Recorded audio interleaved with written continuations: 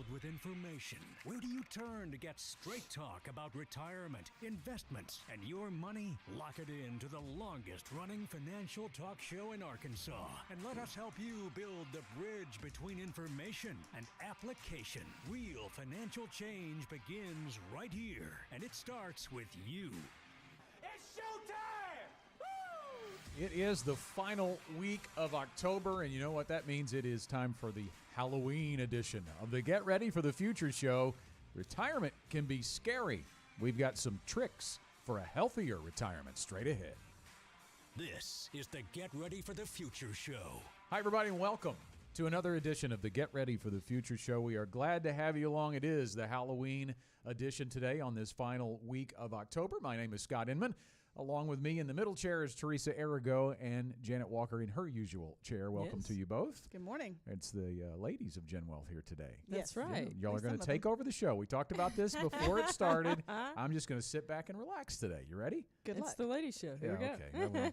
Well, a guy can dream, right? So, a couple of questions to start off with. Halloween coming up this weekend into Monday, I guess, depending on when you celebrate. I got to ask you a couple of questions to start with, and they're very, very thought-provoking and probing. All right, you ready? I'm ready. Your favorite Halloween costume as a kid? Go. We were always scary things. And my mom kind of always went all out. So there was a Dracula costume, and I had like the fake teeth, and she'd even gotten me fake nails, so I'd have like the pointy ones, and so that was probably my favorite as a child. Okay. Mine has to be the robot. Mom always made everything. Mom made my wedding dress, so she definitely made our Halloween costumes and everything. And this was before everybody had Amazon boxes all packed up high in their garage. So anyway, somehow she got her hands on a box, and she put all these, it looked like buttons and stuff that she drew. So, all the controls for the robot. And I remember having a costume contest at the church, and I honestly don't remember who won, but I remember standing up there going, I have the most unique costume here. That was really cool. proud. Yeah. Proud moment. That's right. So mine would be, it's really more tied to the memory than the actual costume itself. But when I got a little too old to trick or treat, and I really don't remember how old I was probably 12 or 13. So I wasn't going out, but I decided to dress up and answer the door. Yes. And that was a lot of fun. And I just basically had a monster mask. It was kind of a weird looking monster mask. Bought a cape and had like fur coming out of me. It was like this Just hodgepodge werewolf kind of thing. werewolf / monster / witch, whatever it was. Just created Random stuff this you could find. silly thing. But I had the best time just swinging the door open as quickly as I could and jumping out at it. Terrorizing children. It did backfire a couple of times because they were real little. It really They'd cry. They went into a big cry. So I had to be careful. I had to kind of look out the front door before they got there and see what I was dealing with. Yeah. But that was my favorite. Okay, so second question, favorite costume of one of your children?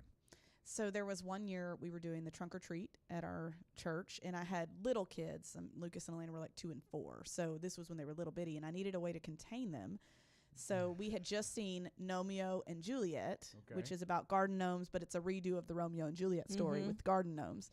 So I made us costumes because that's what my son wanted to be. He wanted to be Romeo.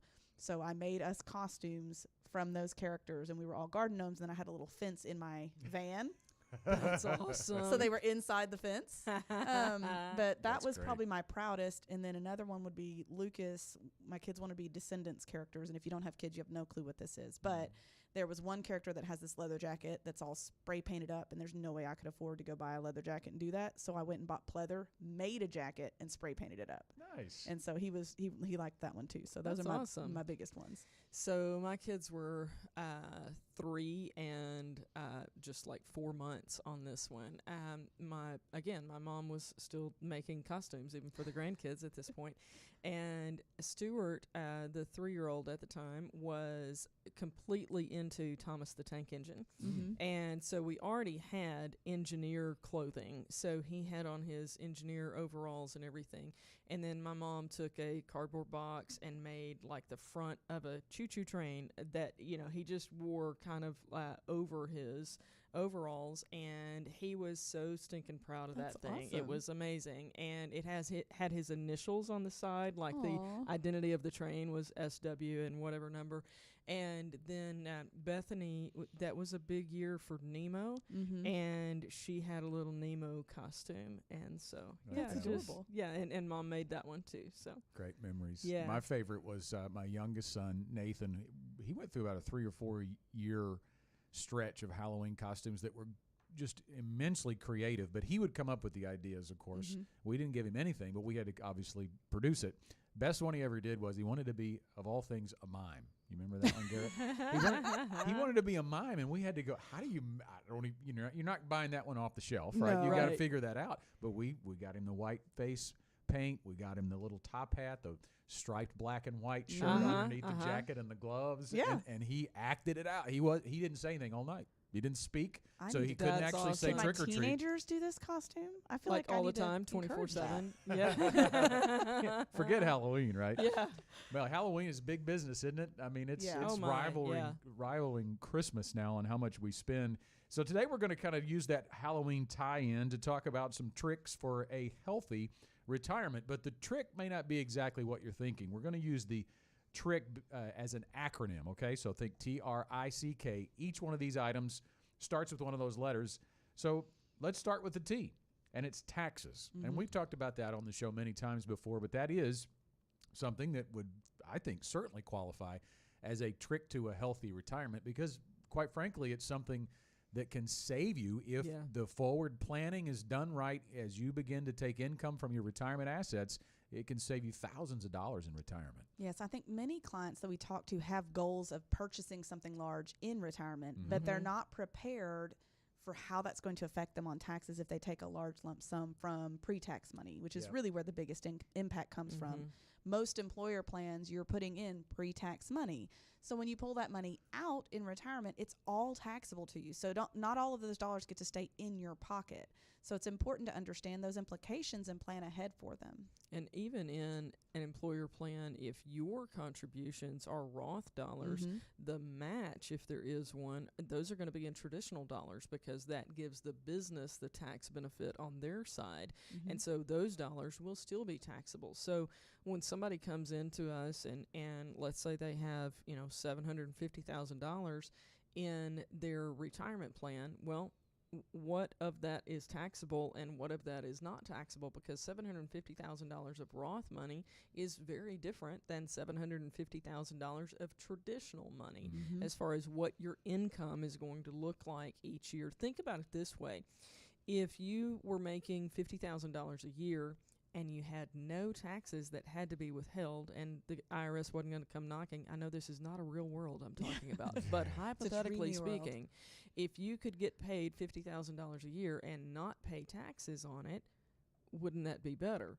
Or would you prefer to pay taxes? That's what you're looking at in retirement. And frankly, most people just don't think about the tax equation of their retirement income. Is it fair to say, in our experience, I think that the Roth IRA is probably the most underutilized Yes. retirement account out there? I think the best tax planning you can do if you're young is to max that sucker out every year from now until retirement because Yeah. it's tax-free money. But if you didn't do that, and there is, of course, the other side of that, because we do work with clients of higher income, there's going to be a point in time where you are ineligible, potentially, ineligible to contribute to a Roth IRA because your income's too high. So then what do you do? Well, as you get closer to retirement, there is a Roth conversion that could be beneficial to you. But again, to your point of taking out lump sums, you got to be careful on how you set that up and orchestrate it. Yes, because there's not a limit on how much you can convert in a single year, but it is taxable. So think of it this way. If you had a large IRA, traditional IRA or employer plan that has Roth options in it and you want to do those conversions, every dollar that you convert to Roth is as if you made that money that year for tax purposes. So you have an additional $10,000 that you made but never took home. So you're going to have to pay taxes on that. So it's really important to communicate with your advisor and your tax advisor about this and make sure you're coordinating that well and doing it over time instead of trying to do like a $300,000 conversion in 1 year that's going to kill you on taxes. It's funny that you mentioned that dollar amount because I actually had people who became my clients, but before they came to me, they were advised to convert $300,000 in 1 year. And you can imagine what that did to them on taxes. So, as Teresa said, there's not an IRS rule about a limit on how much you can convert, but there is definitely I'm past my point of comfort on how much I'm going to pay in taxes rule that you just need to be aware of before you pull the trigger. Guys, another thing in the tax category is qualified charitable distributions. Yes. And we have discovered that very few people ever talk about this. I feel like a lot of people don't even really know about it. It's something that we have in certain situations had to explain to the accountants of our clients. Yes. And no judgment there. If you've never done it before, you've never done it. That's okay. But this is how this works, and it's an opportunity that our clients and your clients, if you're a CPA, that they have once you reach age 70 and a half. So just so people don't think I misspoke on the age, the RMD age used to be 70 and a half. That has moved to 72. But the opportunity to do the qualified charitable distribution remained at 70 and a half. So when you get into that age range, this is an opportunity you have. Teresa, you want to walk through what it means to do a qualified charitable distribution? Sure. So when you are 70 and a half, if you are charitably minded and you have a 501c3 charity that you'd like to support, what you can do is have dollars directly sent from your custodian. So if you have an IRA, the IRA custodian sends those funds directly to the charity, and then that's not taxable to you because you did not receive it. So this would be different than if you took it to your bank and then wrote a check to your charity. It's going straight from the IRA to the charity. It's not taxable to you because you didn't actually receive those funds, and it's not taxable to your charity because they don't have to pay taxes on contributions. So it allows you to maximize. So give you a deeper example. If you were to take a $10,000 distribution and you had to take 20% taxes out, you now have $8,000 to donate to your charity of choice. But instead, you could do a qualified charitable distribution where the full $10,000 goes directly to your charity. And when you reach RMD age, these count towards that required minimum distribution. So it's even better. So if you're going to give anyway, and let's use that $8,000 as an example, you could still, instead of giving the whole 10, if you don't want to do that, you could go, well, I was going to give 8. Okay, give the 8. And now you get the 2,000. Now you're only going to receive the net portion of that after taxes, but still, You're only taxed. What is being paid to you and to the charity all total is a larger amount than if you just said, send me the 10,000, net it out, and then I'll make a contribution. Before we leave the taxes, and kind of a segue from that, because the QCD limit is rather high. You can put up to $100,000 towards that qualified charitable distribution. And I think it is worth pointing out, it's not on our content plan, but a word too about having a plan to make those distributions and get money out, maybe above and beyond the RMD from your IRA in retirement because of the change in inherited IRA rules. Because if you haven't heard about that, and we've talked about it on this show a lot, but I think people forget, it's worth bringing back up that as of 2.5, almost 3 years ago, the law changed in the way inherited IRA money had to be withdrawn. Yes, and it has to go in 10 years in most cases. So if you think about a large portfolio, let's say you had $500,000 even, not just a huge one, but $500,000, and now you have a child who has to break that down in 10 years, they have $50,000 of additional taxable income if it's pre-tax dollars. But if it's after-tax dollars, if those are Roth IRA funds, that 10-year period is the same, but they're not taxable. Right. So it is worth having a plan to maybe not. And I think if you have multiple heirs, that gets split down, watered down a little bit. But if you have a solo heir and you're passing along $500,000, that's a complicated tax problem to have. Tricks to a healthy retirement on our Halloween edition of the Get Ready for the Future show. So our T was taxes. R in that acronym of tricks is risk tolerance. And that's I guess maybe almost a buzzword, right? I mean, that's what you hear a lot when you go in to see a financial advisor. We're supposed to talk to you about risk tolerance. And I think this is interesting because it's important, but I think the way that is portrayed is sometimes almost silly, right? Well, how much risk you want to take on? Well, I don't want to lose any money. I want to make a lot of money. Well, doesn't everybody? I think the quote that keeps coming to mind to me this year is, wasn't it Mike Tyson that said everybody has a plan until they get punched in the face or something like that? It was a boxer. I'm not really sure of who it was. Joe Louis, maybe Mike Tyson robbed him from it. I'm not sure. But I feel like everybody up until this year, felt like they had a really good risk tolerance. Yeah, and sure. then we kind of realized who That's right. really doesn't tolerate it well. And the That's right. same thing happened in 2008. I Mhm. mean, the longer you're in the industry, the more you see this movie replay. And so, if when a client comes in for the first time to have a conversation with an advisor, if the market is on fire in a good way and their mindset is party like it's 1999, then they're like, oh yeah, I'm good with risk. Yeah, well, you're good with risk because the roller coaster is not going down right now. And Yes. but how will you really feel? So frankly, we don't have those stereotypical, how do you feel about risk? If this went down 30%, that would mean a loss of this many dollars. How would that make you feel? We already know it ain't cool. Right. It's Okay, not fun. Right. so we utilize a strategy to address risk, because here's what people don't think about. They readily acknowledge the risk of the market, but they are just blissfully unaware of other risks like longevity and inflation. And so we put together a plan that addresses all of those, and in doing that, it really frankly adjusts how you feel about the more traditional risk tolerance. Well, and I think people have this mindset that at retirement, I need every single dollar I've got. Right. And that's not accurate. You don't need every single penny in the first year of retirement. So even though you may be approaching retirement, you don't have a short timeline. You have a long timeline for some of those dollars. So it's important to have a strategy that breaks those dollars up based on when you're going to use them. It's not a pie; it's a smorgasbord, right? Yes. When you There think you about go. it, it's not in a circle. Because if you think about, we've talked about this. This year has been the second worst on record for the 60-40 portfolio. So if you think about the traditional withdrawal strategy and having it in a 60-40 portfolio and arbitrarily withdrawing a percentage, which is commonly a 4% rule, that I'm going to take 4% out of that portfolio. And you just had this, if you retired this year, and you just had the second worst year for the 60-40 portfolio on record, that is risk number one, sequence risk. What if I retire at the wrong time and the market, including in this case the fixed income market, goes down as I am withdrawing assets?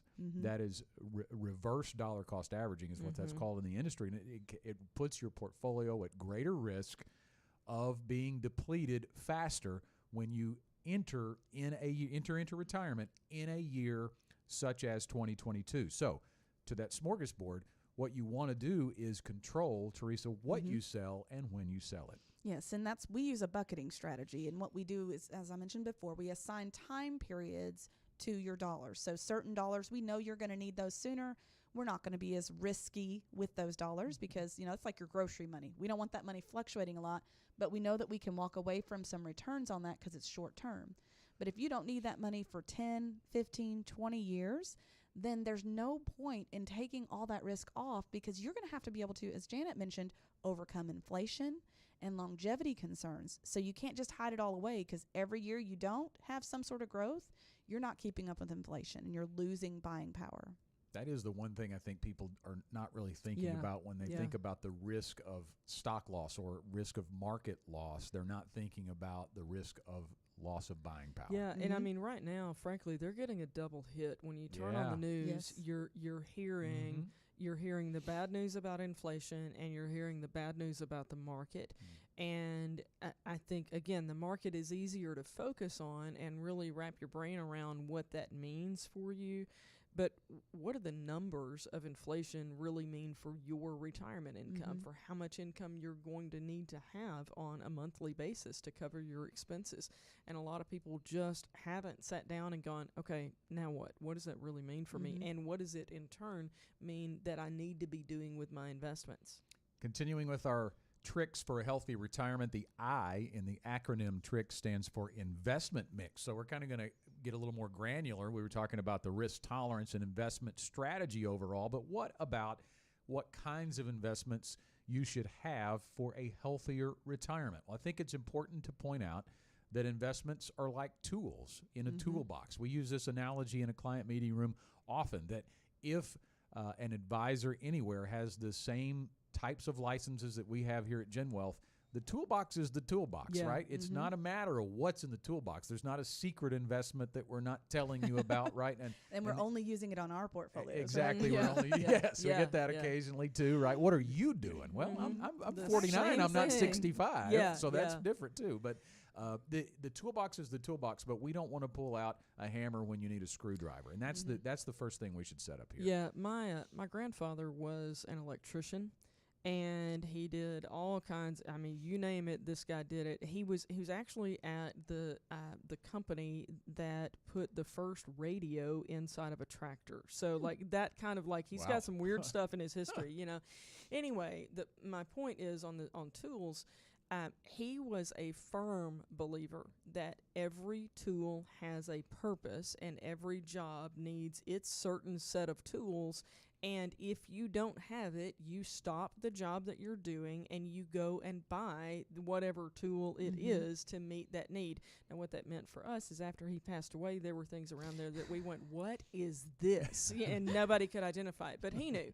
But here's the deal. When you bring that into your retirement needs, you think about all the things that he had that we had never heard of, all of these tools that we're like, I don't even know what that does, but he did, and there was a need for it, and he had a point in time when he needed that and nothing else would do. So your advisors know about investment tools, if you will, investment products that you've never heard of, or even if you have heard of them, maybe you have a misperception and not a real, picture of what they really do and what they're intended to do. We don't believe that any tool, any investment vehicle is good or bad. It depends on what your need is. A hammer is not a bad thing if you need to put a nail into something. A hammer is a bad thing if, I don't know, you need to rake your leaves. This is not going to be an effective tool. But another point to make on that same kind of thought process is your dad had some skill level that he had honed over Yes. time. So, put that hammer in the hands of a carpenter, Yeah. and its application is very different than if you put it in mine. Yeah. That is very specific. So when you're thinking about planning for retirement, having somebody who has trained specifically in retirement income planning is different than just someone who has some licensing too. And when you think about what Janet said there, that we don't believe any investment is good or bad, we also don't believe there is a such thing as a perfect investment. Yes. That's right. They can sound perfect, and the person selling it can make it sound perfect, but it's not. I mean, even if you think about, because there's going to be give and take with whatever you choose, right? Let's even start with the least amount of risk and think about a bank CD, right, or a CD. You're not going to lose money, that's for sure, and they're certainly pretty attractive right now. Right. With interest rates where we have had them over the last couple of years, you can probably get a 12-month CD for 3.5% now, right? And that looks pretty good, and it may be a useful tool in your overall plan even now, but the offset of that is what's inflation running right about now? Yeah. We're about 6 or 7, 8%.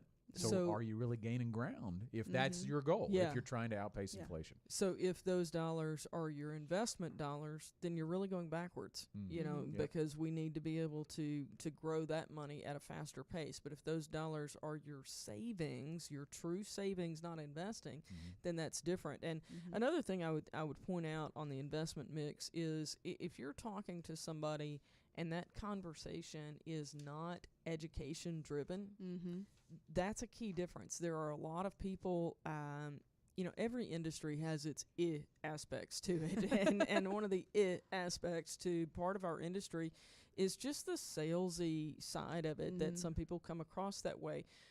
We're not wired that way. It's very important to us that every decision that we make as a team, and in turn that a client ultimately makes, that it be education driven. If it doesn't make sense, like to say, here's the plan, here's what we're thinking about doing, and here's the reason, if there's not a logical reason for it, we don't need to pursue it. Yeah.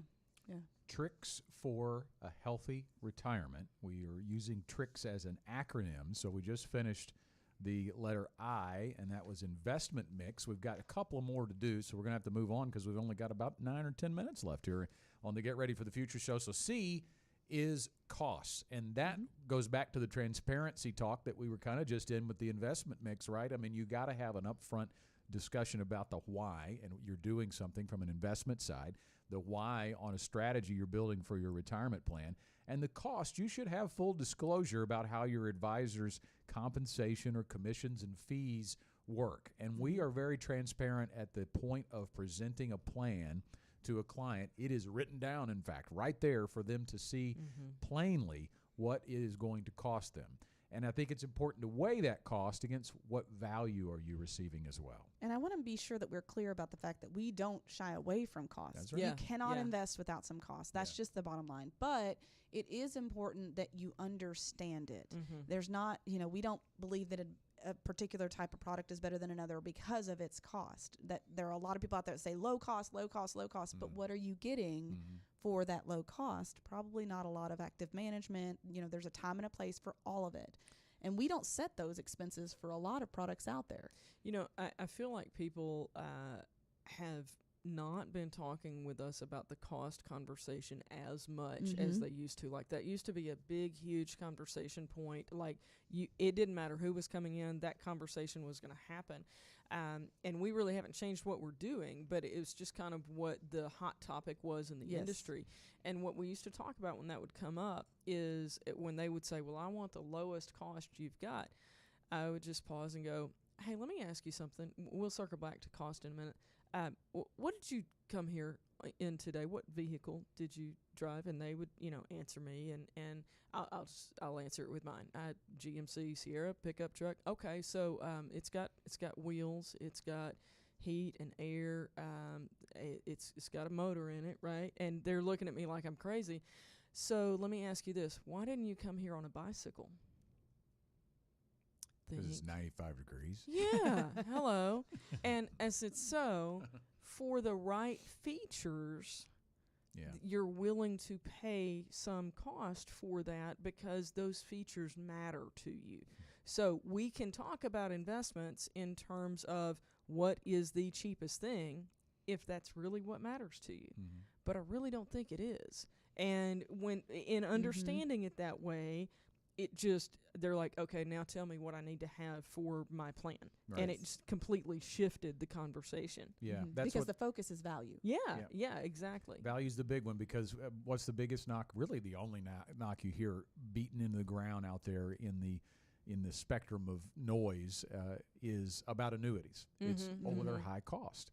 That's in some cases that's true, depending on the annuity, because that's the thing too. When you have a discussion about annuities, if someone's has a little bit of a anti-annuity stance when they walk in the door, you have to ask them, well, what kind of annuity are you talking about here? Because There's a lot.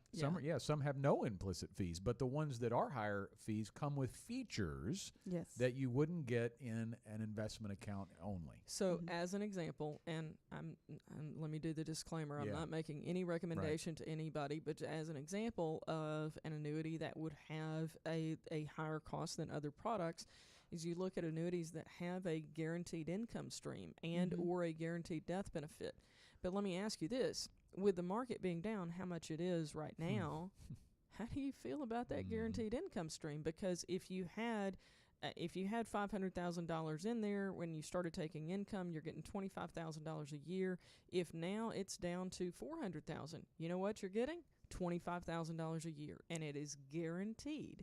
And so, at that point you go, okay, that's worth the cost, and I don't even care what it is, it's worth the cost. Now, we're transparent, as we talked about earlier, for you to know what that is. But the other thing is, we don't believe you need the higher cost vehicles, if you will. We don't believe you need those for everything. You need them to cover the required needs that you must have regardless of what happens in life, but you don't need that across the board. Yeah, because they're a great tool for that purpose. That's but they're right. not a great tool just for building wealth. Right. I feel like there's so much more we could do on costs, but we've got one more to hit, and we're running out of time. So K for trick is knowledge gaps. It doesn't, when you hear that, it doesn't sound like that's the K. But we do know how to spell. Knowledge starts with a K. And, when you think about that, there has never been a time in human history where you can find more information. It is out there everywhere. it is always important to be able to disseminate that information. And you have to go back to the source of where you're receiving it to kind of get an idea of what maybe is in play here. Because you can find annuities are good, annuities are bad. You can find stocks are good, stocks are bad. You could find information that goes on both sides of every discussion when it comes to your retirement future. But you have to go to the source and figure where and why are they saying what they're saying. Well, and it's similar to when you research medical things. Unless you understand the lingo and you understand all the data that you're seeing and you can interpret it, it makes it very difficult to understand the outcome clearly. And, we're in kind of a DIY era too because of all the YouTube videos. Just Google it. Yes. Yeah, and I will say from personal experience, my husband has accomplished some pretty amazing things DIYing. But if we were going to do a project that had a large cost to it and a large risk to it, I would not feel comfortable trying to do it ourselves. Yeah. So speaking of doing things yourselves, if I say the phrase, nailed it, do you get some funny images in your mind? Because it's like, hey, I looked at this on YouTube and we made these cute little desserts. Here's what the Pinterest picture looks like, and here's what mine looks like. Nailed it. And it's this colossal flop that is just amusing. That's cute when it's your dessert. Right. It's not cute when it's your retirement. Yeah. And so this whole DIY deal, you don't want a do-it-yourself retirement because the nailed it photograph is not pretty. Well, let's talk about something we've already covered, Roth conversions. Yeah. Those have to sit for 5 years before they qualify for the tax-free benefits. So if you try to nail it on your own and you're 3 years out from retirement, that's not the time to necessarily do that. It depends on your whole plan. Yeah. So there's things like that, those little details that you may not find or understand that could really come back to bite you in retirement. And maybe you DIY'd it when you were in growth mode, when you were in accumulation mode. You stocked that money back, you maxed out your 401ks all your life, and you've built wealth.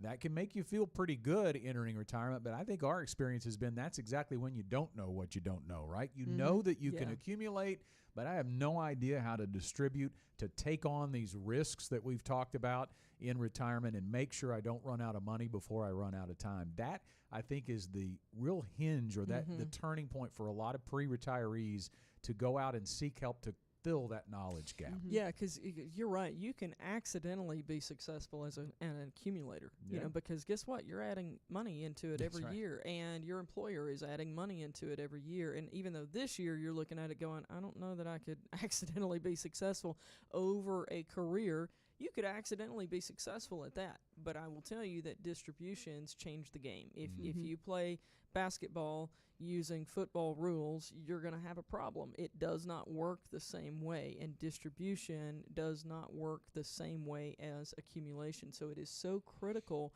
for you, rather than to have a nailed it experience, to work with somebody who is education driven, strategy based, and team delivered. And that's what we bring to the table for you here at Gen Wealth. We started the show by talking about retirement can be scary. We know planning for retirement can be scary, but our trademark process at Gen Wealth is designed to help you get ready to retire from your first step toward financial independence throughout retirement, focusing on 7 key areas: creating a written plan, maximizing Social Security, considering a hybrid retirement if needed, protect against inflation, secure guaranteed lifetime income, plan for long-term care, and defend against taxes. Time for our final thoughts here on the Get Ready for the Future show, and Janet, we'll start with you.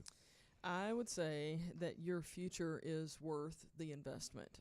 Fear doesn't make wise financial decisions. One of our Gen Wealth standards here that it is probably one of my absolute favorites is that we do not fear.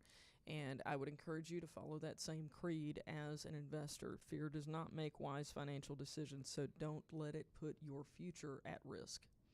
And I would say there is always a reason not to get started. There's always going to be some reason that you can come up with not to get started. But I want to remind you of these tricks and encourage you to get started today. So the first one is to be mindful of taxes, be mindful of your risk tolerance, your investment mix, cost, and just aware of your knowledge gaps. And bring an advisor along if you need that at this point to help you work through these, understand them, and work towards your financial independence. I think my final thought starts with circling back to that 7 key area plan. If you think about it as being scary to undertake that planning process, maybe you're not ready to get all of that together. Maybe you're not ready to come and see a financial advisor just yet. There is a simple first step that you can take that we offer for free, and I talk about it at the end of every show. To find out, is financial independence within reach? You can take the first step by visiting 15minuteretirement.com. That's the number 1 and the number 5, and then spell out minuteretirement.com. You can check out the website, put a few things in there, and get a snapshot or bird's eye generalized view. Or you can do the easy route and just text the word checkup to 501-381-5228 to find out for free. Well, that's all the time we have for this week's Get Ready for the Future show. Fun show today. Found out all about Janet and Teresa's favorite costumes for Halloween and tricks to a healthy retirement. We hope you have a safe and fun Halloween and join us for the first show in November next week. The Gen Wealth Financial Team is available to you 24/7 at info@getreadyforthefuture.com. Or call our offices at 866-653-PLAN. That's 866-653-7526. You should personally consult a financial advisor before making any investment, and no strategy can assure success. Gen Wealth Financial Advisors is an Arkansas-registered investment advisor with securities offered through LPL Financial, member FINRA SIPC.